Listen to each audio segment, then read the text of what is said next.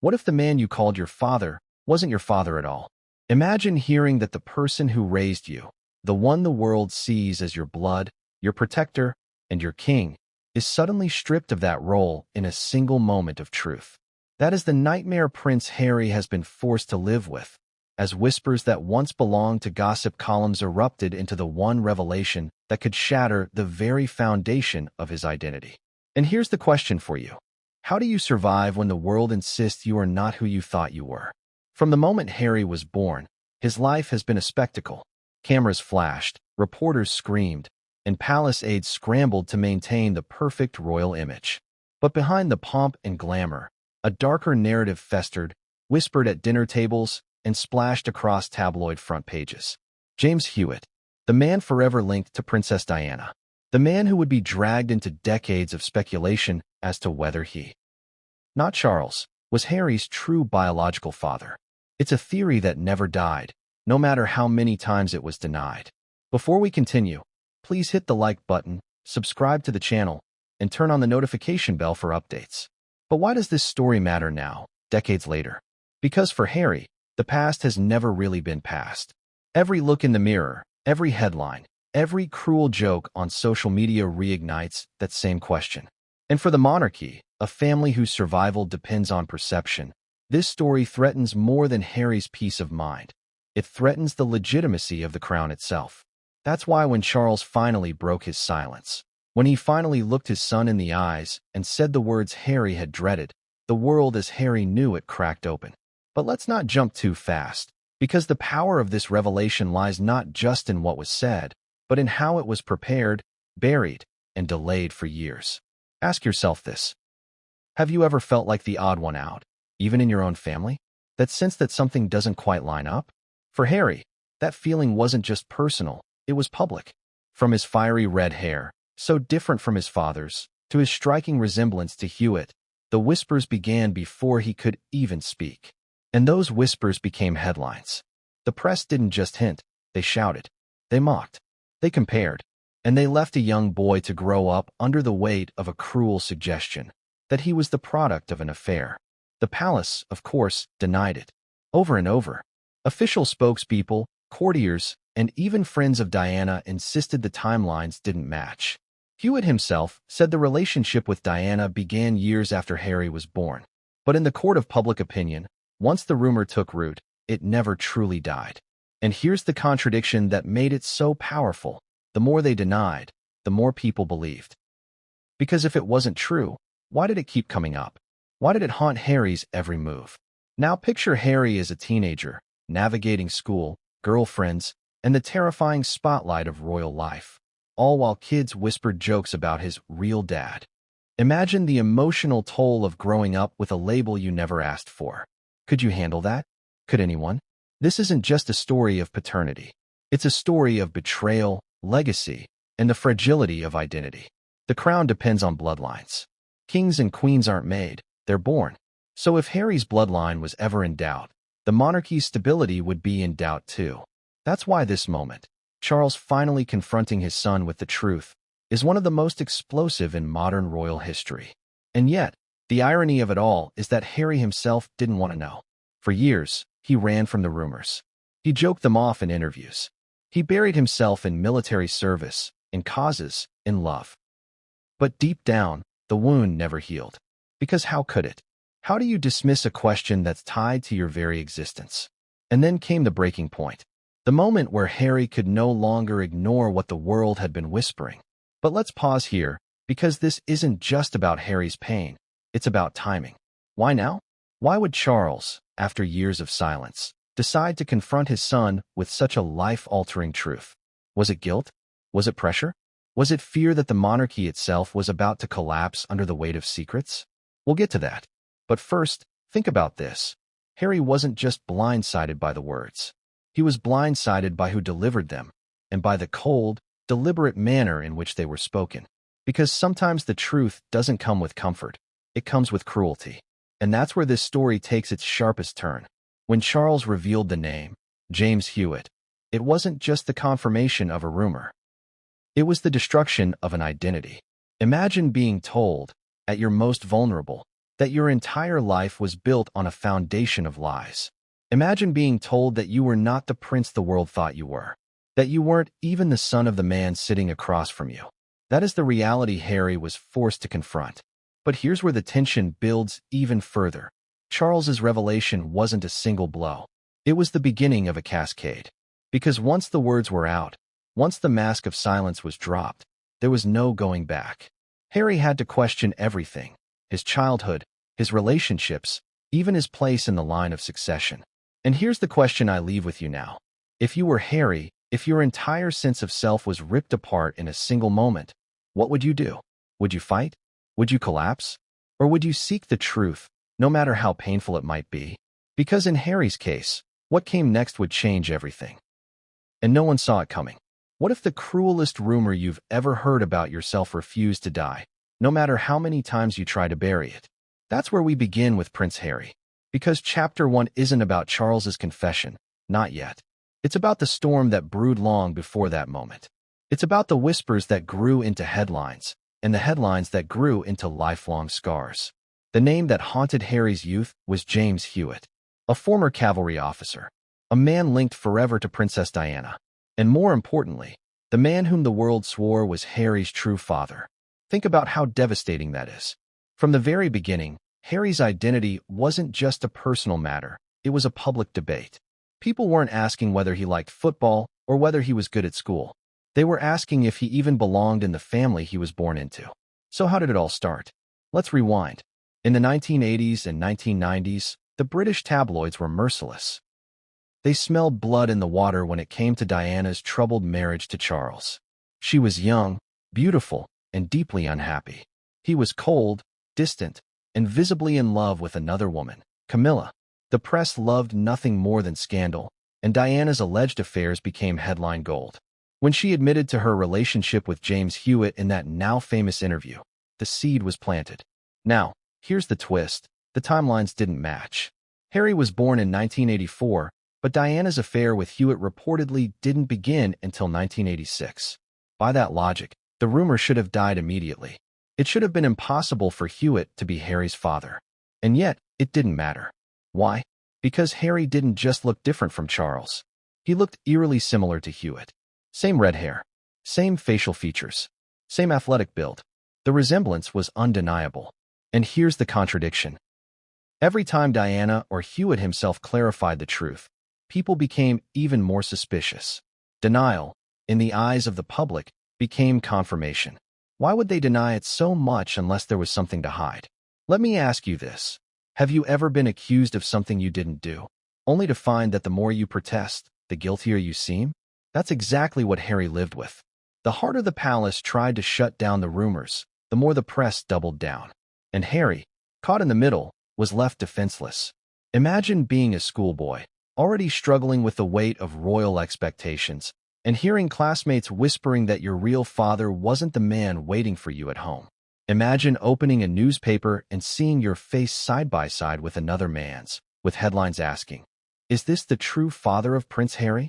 What kind of psychological damage does that do to a child? Harry laughed it off in public. He had to. But in private, the wounds cut deep. He once admitted that he was painfully aware of the comparisons. And that's the tragic irony. He didn't need the world to tell him. He saw it every time he looked in the mirror. But here's where it gets darker. The rumors weren't just cruel jokes. They had real consequences. For Charles, they were a humiliation. For Diana, they were a weapon the press used against her. And for Harry, they were an identity crisis that would follow him for decades. And the tabloids loved it. Every time Harry stumbled, every time he made a mistake, whether it was partying in Las Vegas or wearing that infamous Nazi costume, the whispers resurfaced. Of course he's reckless, they'd say. He's Hewitt's son. His mistakes weren't just his own. They were seen as proof of a lie he never asked to be part of. Think about how isolating that must feel. Imagine being told, indirectly, that your existence is an open question. That your place in the world, in your family, even in history, might not be real. Could you hold yourself together under that kind of pressure? And here's the most painful part. Harry loved his mother more than anything. She was his rock, his anchor. But it was her choices, her confessions, her affairs that made the rumors possible. It was her truth that became his burden. That contradiction haunted him. The woman who loved him also opened the door to the cruelest story about him. But let's not pretend this was just about gossip. The monarchy thrives on lineage. Bloodlines aren't just symbolic. They're the very foundation of its power. If Harry wasn't Charles's son, what did that mean for the institution itself? Could it survive such a revelation? Was Harry a threat to the monarchy's very stability? That's why this rumor, unlike any other, refused to die. It wasn't just about Harry. It was about the crown. And the crown never forgets a threat. So while Harry tried to live his life, tried to serve in the military, tried to build a family of his own, the whispers never stopped. They were always there, lurking in the background, ready to resurface at the worst possible moment. And then came the cruelest twist of all, the one detail hidden in plain sight that made even insiders whisper. A resemblance so striking, so undeniable, that even Harry himself could no longer ignore it. Because when he finally compared himself to Hewitt, when he truly studied the photographs, he saw what the world had been saying all along. And that realization? That was the moment Harry began to question everything. But what came next would take the rumors from whispers to a breaking point, and force Harry to confront the one question he had always feared asking. What if your very reflection betrayed you? What if every time you caught your face in the mirror, you were forced to question whether you belonged to the family you had always called your own? That's the torment Harry carried, the relentless whisper in the back of his mind that said, "You don't belong. You're different. You're not one of them." Chapter 2 is where Harry's private battles with identity take center stage. Because long before Charles's revelation, long before the moment that broke him, Harry was already living with an invisible wound. Let's start with childhood. Harry wasn't just a royal child. He was the spare. From the beginning, his destiny was secondary. William was the heir. William was the future king. Harry? He was the backup plan, the extra. That alone can bruise a child's sense of self. But for Harry, the burden was doubled. Not only was he constantly compared to his brother, but he was also compared to someone who wasn't even in the family, James Hewitt. Think about how cruel that is. A little boy, barely old enough to understand the concept of father, was being told by the world that maybe his wasn't his father at all. Harry wasn't just the spare, he was the suspect. And Harry felt it. Even at Eton, even in the army, he admitted he often wondered if he truly measured up. His behavior became erratic, rebellious, reckless. Drinking, fighting, breaking rules. Was it teenage angst? Maybe. But many who knew him suggested something deeper. A boy struggling to define himself. A boy unsure of who he truly was. Ask yourself this. If you were told all your life that you looked more like your mother's lover than your own father, how would you cope? Would you laugh it off? Would you ignore it? Or would it fester, gnawing at you in quiet moments when no one was watching? For Harry, it was the last option. It gnawed at him. The press never let him forget it. Every time Harry appeared in public, comparisons surfaced. Tabloids ran side-by-side photographs of him and Hewitt. Headlines asked cruel, cutting questions. Whose son is he really? They'd write. Can you imagine opening a newspaper and seeing your identity debated like a sports score? And then there was William, the golden boy, the spitting image of Diana in her youth, with Charles's features unmistakably stamped across his face. William never had to answer questions about whether he belonged. He never had to justify his bloodline. That contrast only deepened Harry's insecurities. It wasn't just the tabloids. It wasn't just the public. It was in the small, subtle moments too. The jokes, the comments. Even Charles himself reportedly made offhand remarks about Harry's wild streak, suggesting he might not be like the rest of them. Did Charles mean it as a joke? Perhaps. But to a son already haunted by doubt, it cut like a knife. Here's the tragedy. Harry desperately wanted to belong. He loved his father. He adored his mother. He admired his brother. But at the same time, he couldn't shake the nagging voice that said he was different, an outsider, even within his own family. And that's where the emotional spiral began. Harry threw himself into the army, where he found structure, purpose, and camaraderie. For the first time, he wasn't Prince Harry, the rumor, the tabloid headline. He was just Harry, one of the boys. But even there, whispers followed. Jokes about his paternity surfaced in military barracks. Soldiers teased him about Hewitt. He laughed along, but inside, the wound reopened. He turned to relationships for validation. Girlfriends came and went, some citing the difficulty of living under the constant glare of public scrutiny. But deeper than that, Harry struggled to trust. How could he, when he wasn't even sure of himself? If you don't know who you are, how can you give yourself to someone else? And here's where the irony stings. Harry became known as the fun-loving, cheeky prince. The joker, the one who made people laugh. But often, humor is a mask. It's easier to play the clown than to reveal the pain beneath. Harry wore that mask well, but those closest to him saw the cracks. The comparisons to Hewitt never went away. They were like shadows, always lurking. And in Harry's darkest moments, when grief over his mother's death overwhelmed him, those whispers felt like daggers. Because here's the heartbreaking contradiction. Diana's love was Harry's anchor, but it was also the reason for the speculation. Her affair created the conditions for the cruelest rumor of his life. So what did Harry do? He buried it. He numbed himself with alcohol, with drugs, with reckless behavior that screamed for attention. He once admitted he was close to a breakdown. And looking back, can you blame him? How do you carry the weight of an entire nation's doubts about who you are? But here's the turning point. The older Harry got, the harder it became to ignore. Photos didn't lie. When he looked at Hewitt, the similarities were undeniable. The hair, the jawline, the eyes. They weren't identical, but close enough to make anyone wonder. And when Harry compared those features to Charles's, the contrast was glaring.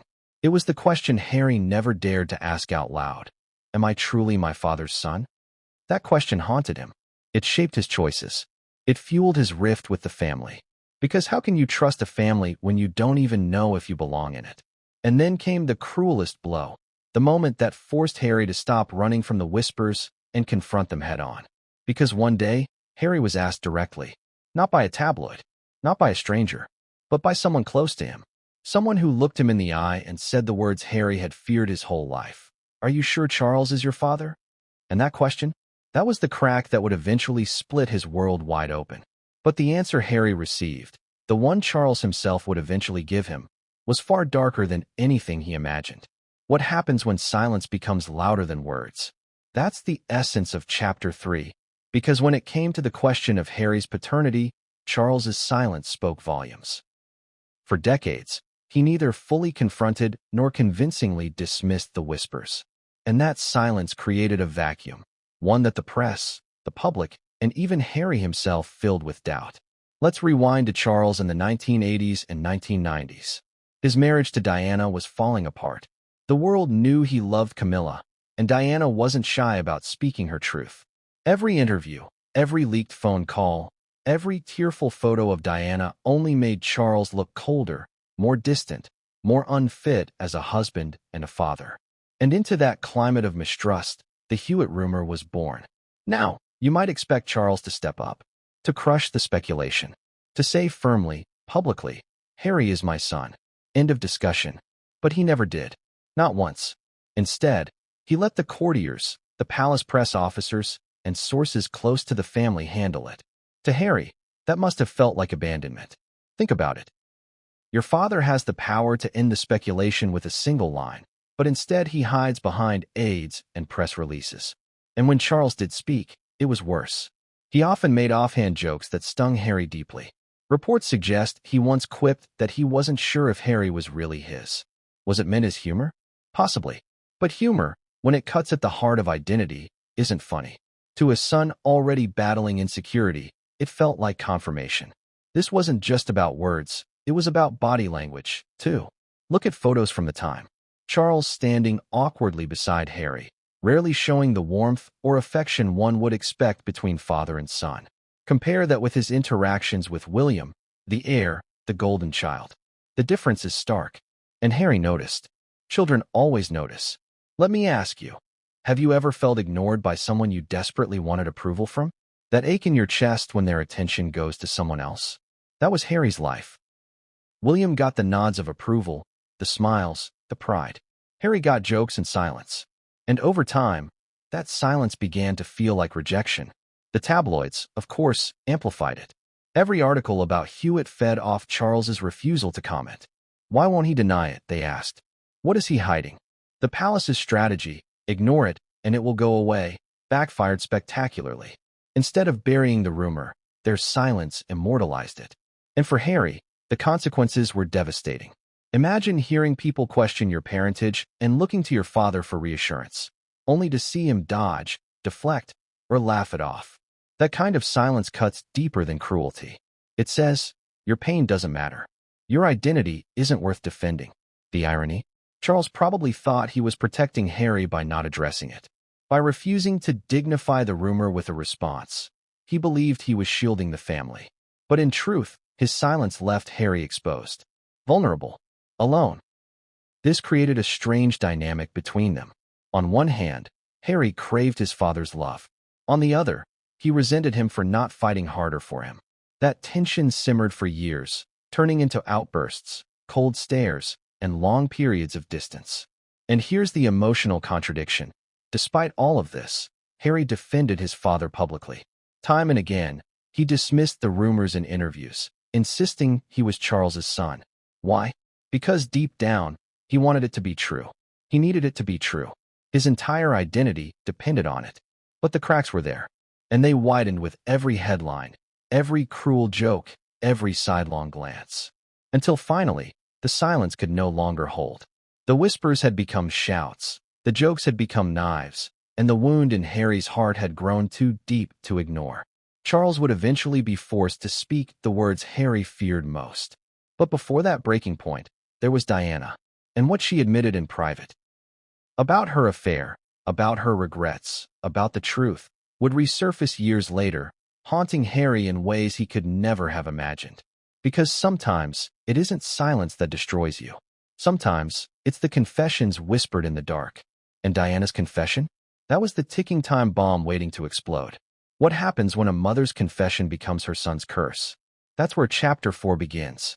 Because for all the speculation, all the tabloid cruelty, all the jokes and whispers, the single thread that kept the rumor alive was Diana's own truth, spoken in private, admitted in interviews, and carried in her legacy long after her death. Diana's relationship with James Hewitt wasn't just an affair. It was a lifeline. In the suffocating loneliness of her marriage, in the cold halls of palaces where she was treated as an outsider, Hewitt became the man who listened, who cared, who gave her the affection she craved and the attention she was starved of. And Diana, vulnerable, emotional, human, gave herself to him. She later admitted it, openly, in her candid interviews. But here's the tragedy. That honesty, which made the world love her even more, created the perfect storm for Harry's torment. Let's go back. The year was the mid-1980s. Diana was trapped in what she famously called a crowded marriage. Her, Charles, and Camilla. She was young, barely in her 20s, adored by the public but ignored by her husband.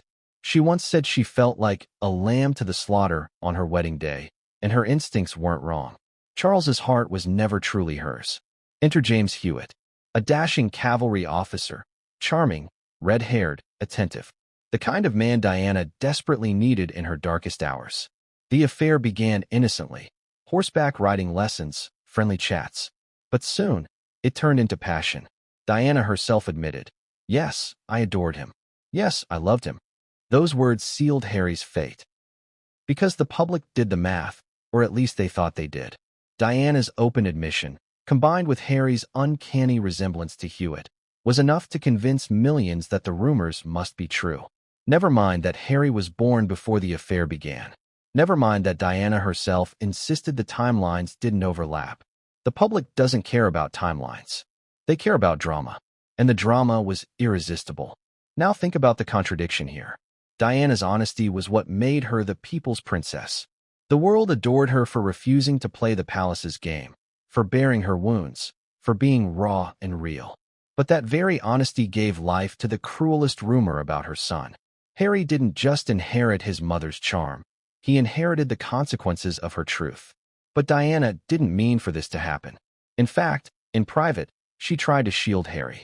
Friends recalled how she reassured him, telling him that Charles was his father, that the rumors were nonsense. Yet the damage was done. Because once a story is out in the world, it takes on a life of its own. And here's the haunting part. Harry worshipped Diana. To him, she was everything. Losing her at 12 years old nearly destroyed him. So to think that the very woman he loved most might have, unintentionally, planted the seed of his deepest pain, that contradiction cut him in ways words can't fully capture. Ask yourself this: what's worse, to be lied to or to be hurt by the truth? For Harry, Diana's truth about Hewitt became a double-edged sword. It showed her vulnerability, her humanity, but it also fueled the world's cruelest suspicion. And Diana's candid confessions weren't the only factor. Letters and testimonies from her friends hinted at just how deep her feelings for Hewitt went. Some claimed she even dreamed of running away with him, leaving the royal life behind. Imagine if she had. Imagine Harry, as a boy, growing up not as a prince, but as the son of Diana and James Hewitt. Would that life have been easier? Or would it have been even more scandalous, even more painful? We'll never know, because fate intervened, and Diana's life was cut short before any such escape could happen. But her words lived on. Her confessions, her admissions, her truth became the fuel for a fire that burned Harry long after she was gone. And here's the cruel irony. If Diana had never spoken so openly about her affair, the Hewitt rumor might have died in the shadows. But because she did, because she chose honesty over silence, it became immortal. For Harry, that meant every memory of his mother was tinged with contradiction. She was his savior and his source of pain. She was the one who loved him most and the one who, unknowingly, handed the press the weapon they'd use against him.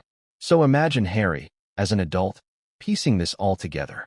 His mother's words, the tabloid headlines, the jokes, the stares, the resemblance to Hewitt. It was a puzzle that pointed to one devastating conclusion. And though Diana was gone, her confession lived on, echoing louder with each passing year. But here's where the story twists again. Because what Diana once admitted in private didn't just haunt Harry. It haunted Charles. To him, her words weren't just a betrayal of their marriage. They were a dagger aimed at his legitimacy as a father. Every time her interviews resurfaced, every time her affair was mentioned, it reinforced the public's cruel suspicion that Harry wasn't his. And that's what made Charles's eventual revelation so devastating. Because when the moment came, when he finally spoke the words Harry feared, it wasn't just his voice Harry heard. It was Diana's too, echoing from the past. Because sometimes the dead don't stay silent. Sometimes their words haunt the living. And Diana's confession? That was the ghost that would follow Harry into the darkest night of his life. But if Harry thought his mother's truth was painful, he hadn't yet experienced the breaking point. The moment in Montecito where his father's silence turned into the most shattering words of all. Because one phone call from Charles was about to destroy everything Harry thought he knew. What if the sanctuary you built for yourself, the escape, the fresh start, the dream life in California, suddenly turned into the stage for your worst nightmare? That's where Chapter 5 begins. Because for Harry, Montecito was supposed to be his safe haven, the place where he and Meghan could finally breathe, raise their children in peace, and live beyond the iron grip of the palace. But in reality, Montecito became the place where everything unraveled. Picture it: sunlit mornings, sprawling gardens, the Pacific breeze rolling through palm trees. To the outside world, Harry had it all. A mansion worth millions, Hollywood neighbors, a glamorous wife, 2 beautiful children. But behind those gates, pressure was building. Financial pressure, emotional pressure, pressure from the world that refused to stop watching. And pressure has a way of breaking you down. Harry thought he had escaped the British tabloids by leaving the UK. He thought America would offer him a new beginning. But the whispers followed him across the ocean. Paparazzi camped outside the gates. Online commentators mocked his every word. And those same old jokes about James Hewitt still resurfaced, now on Twitter, now on Instagram, now amplified 1,000 times louder than before. You can't run from the internet. You can't outrun a rumor that has lived longer than you have. Let me ask you, have you ever tried to start fresh, only to realize your past followed you like a shadow? That's exactly what Harry lived with in Montecito. And with each passing day, the strain grew heavier. Then came the interviews. Oprah, the docuseries, Harry's memoir. These were meant to be his voice, his chance to tell his truth. But telling your story doesn't erase your wounds. Sometimes it rips them open wider. In those moments, under the lights, Harry was forced to confront the very questions he had been running from. And Meghan, sitting beside him, watched as her husband's pain became public property once again. Behind closed doors, things weren't easier. Harry struggled with anger, with depression, with bursts of emotion he couldn't always control. Meghan tried to comfort him, to reassure him, but even she knew there were questions she couldn't answer for him. After all, how do you comfort a man who isn't sure who his father is? This tension began to seep into everything: their marriage, their parenting, their friendships. Harry felt restless. Meghan felt frustrated. The fairy tale image of Montecito began to crack. And then came the breaking point. It started with a phone call. A call from Charles. Not warm, not loving, formal, measured. The kind of call that made Harry's stomach sink before a single word was spoken. Harry had been dreading this. He knew, deep down, that one day his father would have to address the rumors. He just didn't know when or how. And now, sitting in his California home, phone pressed to his ear, he heard the tone in Charles's voice. Cold, heavy, final. This wasn't going to be a casual chat. This wasn't going to be an apology for past mistakes. This was going to be something else entirely. Charles asked to meet. Discreetly. No press. No aides. Just father and son. Harry felt the blood drain from his face. He knew. He knew in his gut that this wasn't just a meeting. It was the moment he had feared for years. The moment when whispers would turn into words. But here's the twist. Meghan didn't want him to go. She sensed danger. She feared Charles would hurt him, not physically, but emotionally, in a way Harry might never recover from. But Harry? He felt he had no choice. He had been running from this truth his entire life. And now, cornered, he knew he had to face it. Imagine that car ride. The silence. The pounding of Harry's heart. The fear clawing at his chest. He didn't want to hear the words, but he needed to. Because no matter how painful the truth, it was better than living in limbo. And yet, the cruel irony of it all is that Harry wasn't prepared for how Charles would deliver it. Because Charles wasn't gentle. He wasn't soft. He wasn't fatherly. He was cold, detached, almost clinical. Like a man reading out a report rather than speaking to his own son. And that's what made it unbearable. The breaking point in Montecito wasn't just the moment Harry realized he might not be Charles's son. It was the moment he realized the man he had called father his entire life was willing to wound him in the cruelest way possible. Because when Charles finally opened his mouth, when he finally said the name James Hewitt, Harry's world shattered. And it didn't stop there. Because Charles wasn't finished. What he said next was worse. Much worse. Because one secret wasn't enough.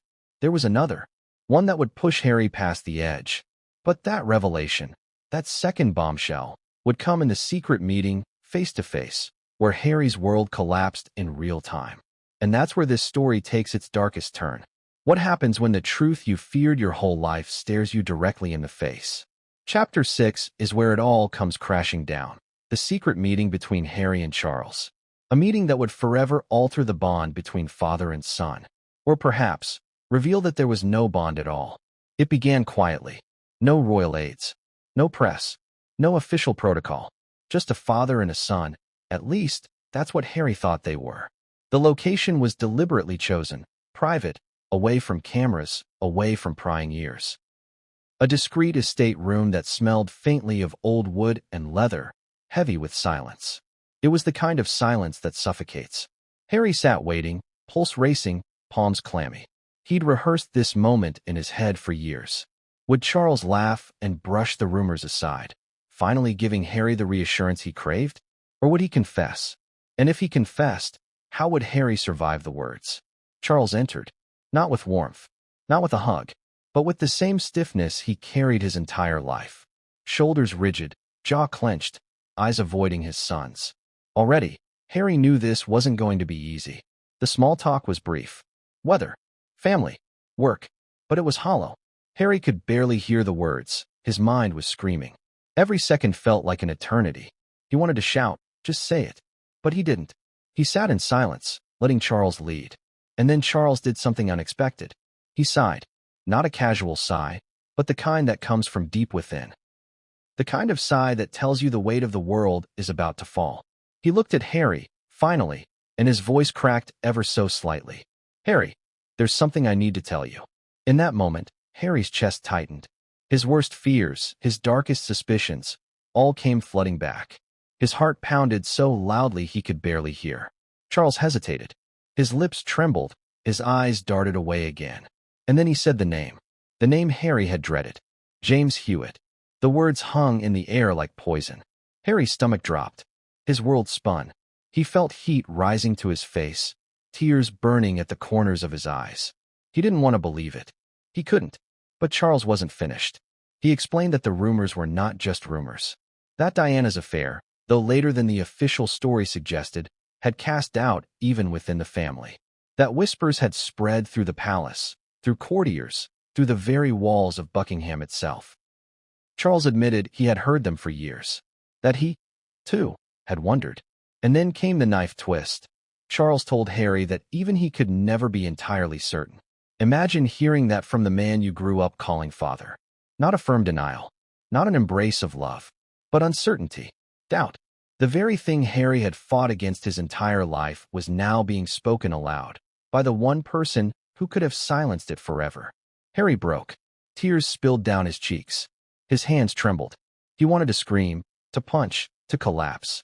His identity, his lineage, his entire life had just been shattered.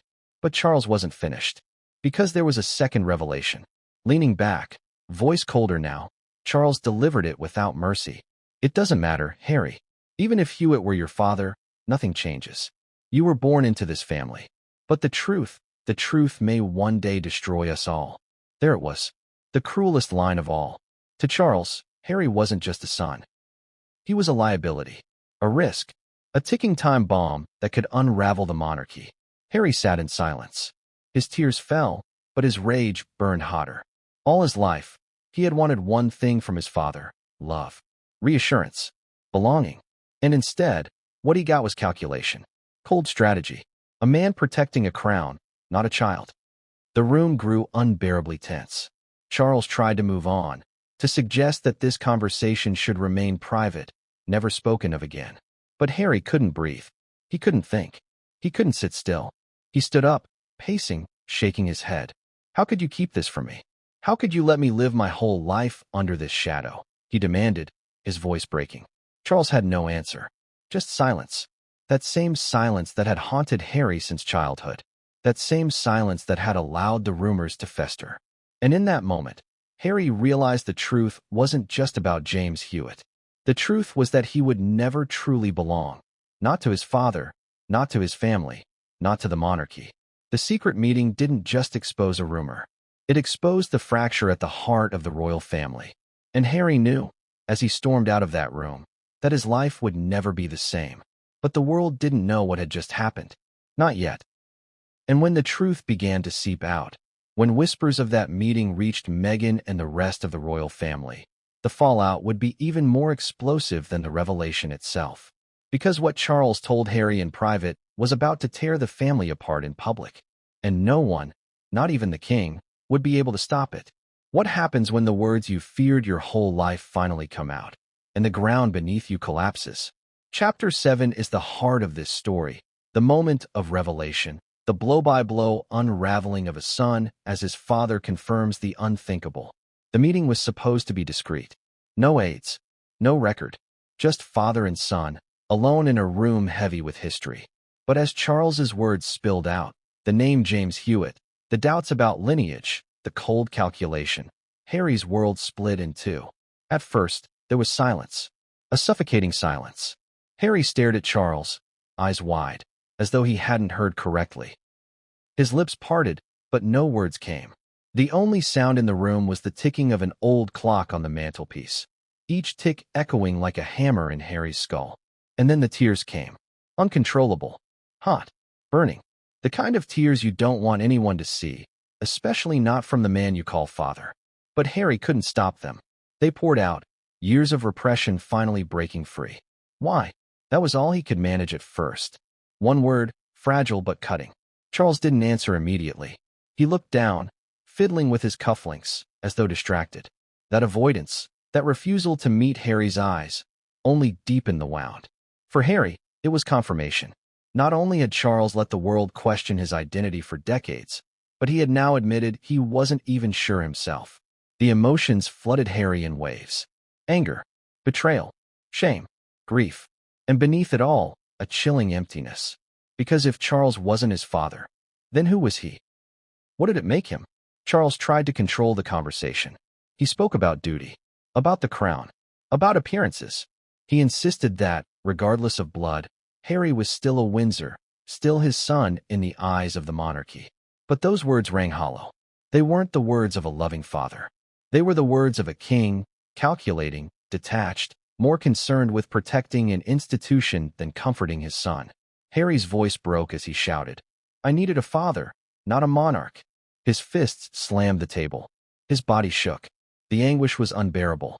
"Let me ask you, can you imagine hearing the man who raised you admit that even he isn't certain of your bloodline? Can you imagine the humiliation, the loss, the sheer disorientation of that moment? It's like being told your entire life was a fabrication, a carefully staged play, and you're not even sure if you're meant to be in it."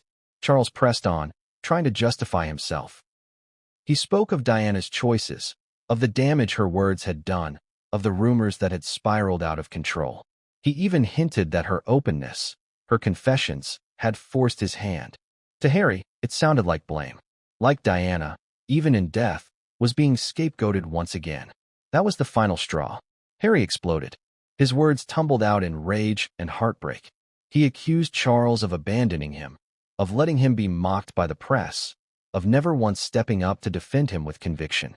"Do you know what it's like to have your existence treated like a joke?" Harry demanded, tears streaming down his face. Charles had no answer, just that same silence. The same silence Harry had grown up with. And in that silence, the truth landed harder than any words ever could. Charles would never give him the validation he needed. And then came the second bombshell. Charles leaned forward, lowering his voice. "Even if Hewitt is your father," he said, "it cannot change what you are to the world. But understand this, if the truth comes out, it will destroy everything. The monarchy, your brother, your children, everything. It wasn't love. It wasn't reassurance. It was a warning, a threat disguised as fatherly counsel." Harry froze. The weight of those words pressed down on him. He wasn't just questioning his identity anymore. He was realizing that he had become a pawn in a centuries-old game of survival. His pain, his confusion, his very existence was secondary to the preservation of the crown. And in that moment, the tears turned to fury. Harry stood, his chest heaving, his voice trembling but loud. "I don't care about your crown. I care about the truth. And you never cared about me. Not as a son, not as a human being." The words hung in the air like a death sentence. Charles looked away, his jaw tight, his face pale. He didn't respond. Perhaps he couldn't. And Harry knew, as he stormed out of that room, that something inside him had broken for good. He had entered as a son desperate for reassurance. He left as a man unmoored, untethered, stripped of certainty. But the world didn't know what had just happened. Not yet. To them, Harry was still the smiling prince in Montecito, the rebellious royal turned celebrity. Only Meghan, waiting at home, would see the shattered version of him that returned from that meeting. And when she did, her reaction would ignite a whole new chapter of turmoil. Because Meghan wasn't just a wife comforting her husband. She was a strategist. And to her, this revelation wasn't just a tragedy. It was a turning point. But what she decided to do with it would shock Harry more than the truth itself. Because Meghan's response wasn't what Harry expected or needed. And that choice? That would change the course of their lives forever. What happens when the person you trust most to hold you together makes a choice that might pull you even further apart? That's where Chapter 8 begins, Meghan's reaction. Because when Harry stumbled back from that secret meeting with Charles, broken, humiliated, his world caving in, he expected one thing from his wife: comfort. But Meghan's reaction wasn't just comfort. It was calculation. And that tension between love and strategy would become the defining moment of their marriage. Harry returned to Montecito like a ghost. His eyes red, his shoulders slumped, his voice barely above a whisper. Meghan saw him immediately, saw the devastation in his face, and rushed to him. She wrapped her arms around him, whispering reassurances, stroking his hair like she was cradling a child. For hours, she listened as he sobbed into her shoulder. He told her everything. Charles's coldness, the name James Hewitt, the second bombshell, the warning about the monarchy collapsing if the truth ever came out. Each word ripped Harry open all over again, and Meghan, at least on the surface, was the doting wife, offering endless sympathy. But behind her eyes, something else flickered. Something Harry didn't notice, not at first. Because Meghan wasn't just hearing her husband's pain. She was hearing opportunity. Ask yourself this. If you were Meghan, would you see this as tragedy or as leverage? To Meghan, Harry's revelation wasn't just a personal wound. It was a weapon. A weapon against the institution she despised, the family she believed had wronged her, the monarchy that had rejected her. And in that weapon, she saw potential. But here's the contradiction. Meghan loved Harry. There's no doubt she felt his anguish. She wept with him, cursed Charles's name with him, and told him again and again that he was more than a bloodline. But love doesn't erase ambition. And Meghan, ever the strategist, began to see how this revelation could shift their entire future. Imagine the scene that night. Harry, broken, repeating again and again, "I don't know who I am anymore." Meghan, holding him, her mind racing. The idea forming. The possibility. If the truth came out, the monarchy would crumble. The world would see Harry as the ultimate victim, the man who had been lied to by the crown his whole life. And who would stand beside him as the unwavering wife who believed him? Meghan.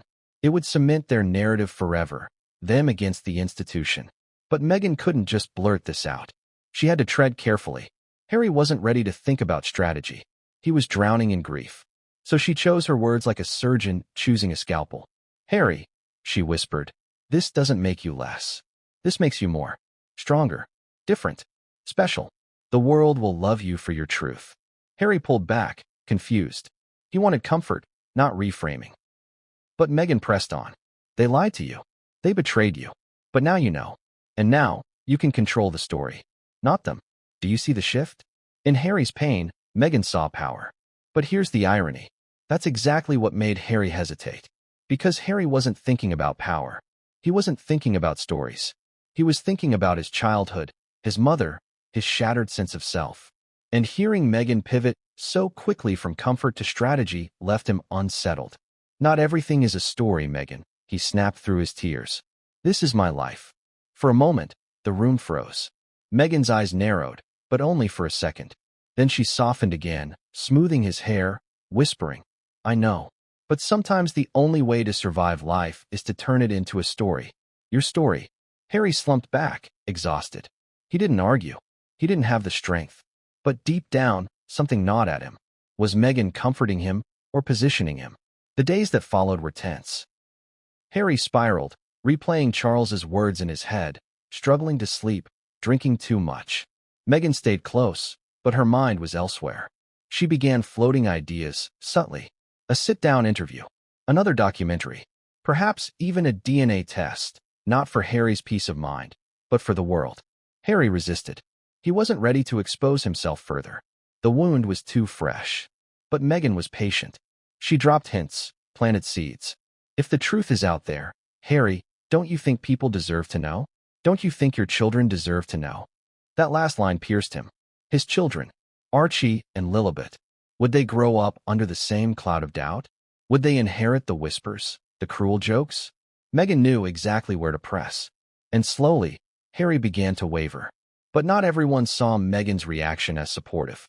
Friends who visited the couple noticed the shift. One described Meghan as oddly energized, almost as if she saw the revelation not as a disaster, but as an opportunity. To them, it felt calculated, cold. And Harry, though he tried to ignore it, felt it too.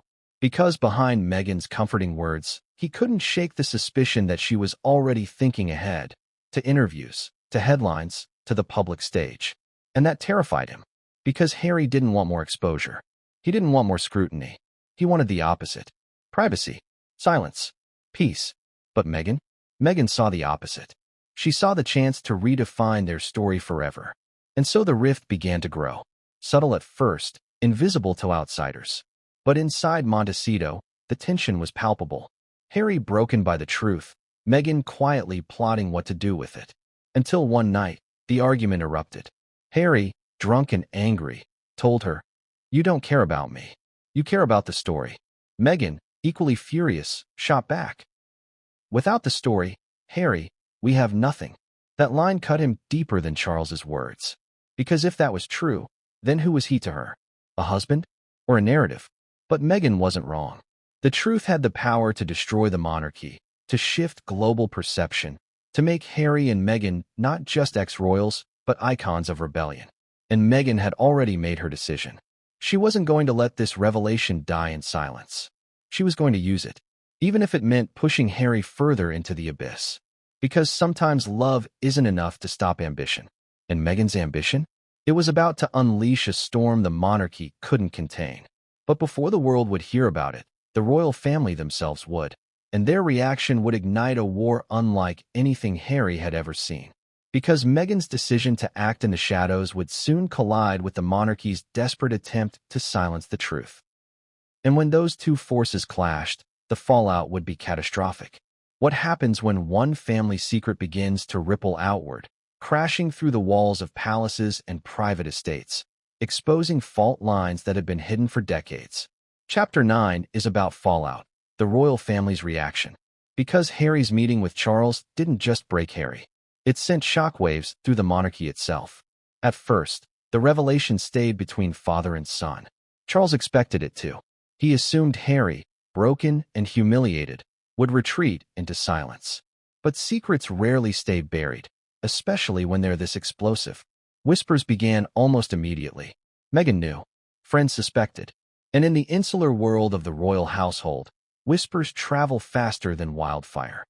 It started with Camilla. Always at Charles's side, always calculating. She noticed his tension, the way he avoided questions, the dark cloud that seemed to follow him after the meeting. She pressed him, quietly, persistently. And Charles, weary and unguarded, finally told her the truth. Camilla was stunned, not by the content, but by the timing. She had known about the rumors for years, of course. But to hear that Charles had finally admitted them to Harry, to hear that the words James Hewitt had passed Charles's lips, that was dangerous. Because once spoken, words can't be unsaid. Camilla's immediate instinct wasn't sympathy for Harry. It was strategy. How would this look if it leaked? How would it affect William's position?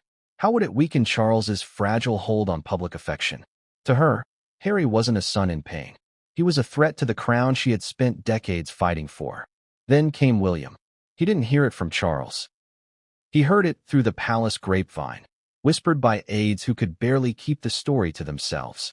Imagine William's fury. His younger brother, already the rebel, already the headache, now burdened with a revelation that could destabilize everything William had been raised to protect. Their relationship had already been strained. But this was the breaking point.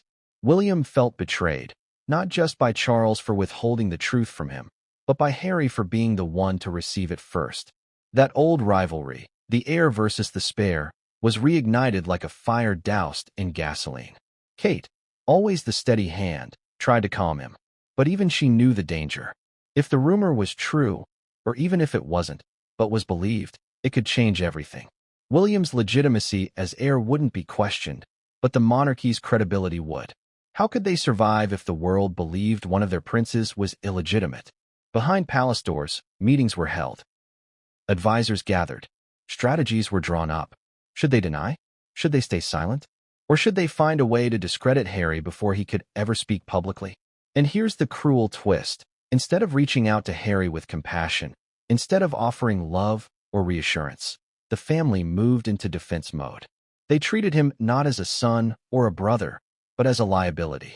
Let me ask you, can you imagine being broken, desperate for support, only to discover your family was plotting how to contain you instead?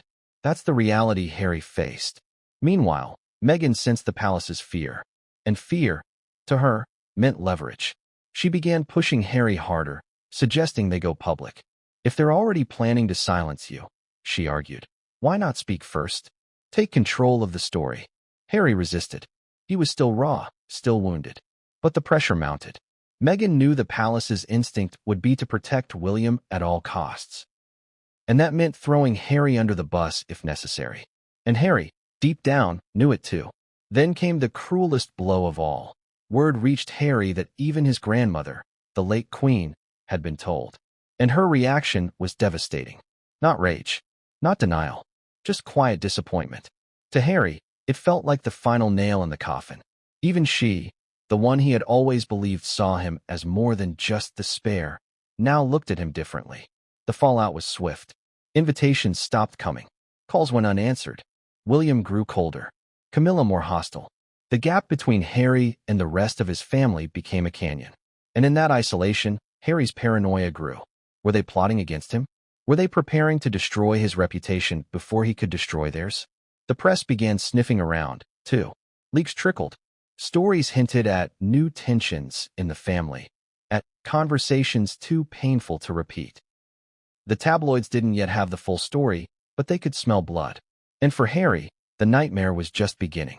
Because he knew it was only a matter of time before the truth, or some twisted version of it, reached the public. And once it did, there would be no going back. The royal family wasn't just fractured. It was at war with itself. And Harry, caught in the middle, realized something chilling. His family didn't want to heal. They wanted to win. And in that moment, Harry understood the cruelest irony of all. The family he had spent his life trying to belong to was now the family that would do anything to push him out. But what he didn't know was that the story was already slipping out of their hands. Because the press, relentless, hungry, merciless, was about to uncover the whispers. And when the media explosion came, it wouldn't just expose Harry's pain. It would expose the monarchy's darkest vulnerability. What happens when the whispers you've spent a lifetime running from suddenly become the front page of every newspaper, the lead story on every television network, the headlines splashed across the internet? That's where Chapter 10 begins, the media explosion. Because once the secret started to slip out of the palace's grip, the press did what it does best. It devoured Harry alive. It began with a leak. It always does. A vague report in a mid-tier tabloid, a line buried deep in an article about ongoing royal tensions. Something about conversations within the family regarding Harry's paternity. At first, it was dismissed as speculation.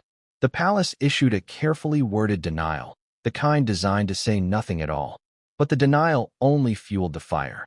Within days, bigger outlets picked it up. Headlines screamed. Hewitt rumors resurface. Palace silent on Harry's parentage. Talk shows debated it. Radio hosts joked about it. Twitter turned it into a storm of memes and hashtags. And for Harry, the nightmare became unbearable. Imagine waking up, scrolling through your phone, and seeing your very existence debated like a game show question. Who's Harry's real father? That was his reality. He couldn't escape it. His face was everywhere. Side-by-side photos of him and James Hewitt flooded timelines, dissected like forensic evidence. Commentators pointed out the hair, the jawline, the eyes. Every feature became ammunition. The cruelest part? People weren't just speculating. They were mocking. Social media turned it into entertainment. TikTok videos, Instagram reels, jokes that cut deeper than knives. Harry wasn't just a man in pain anymore. He was a punchline. And yet, not everyone mocked.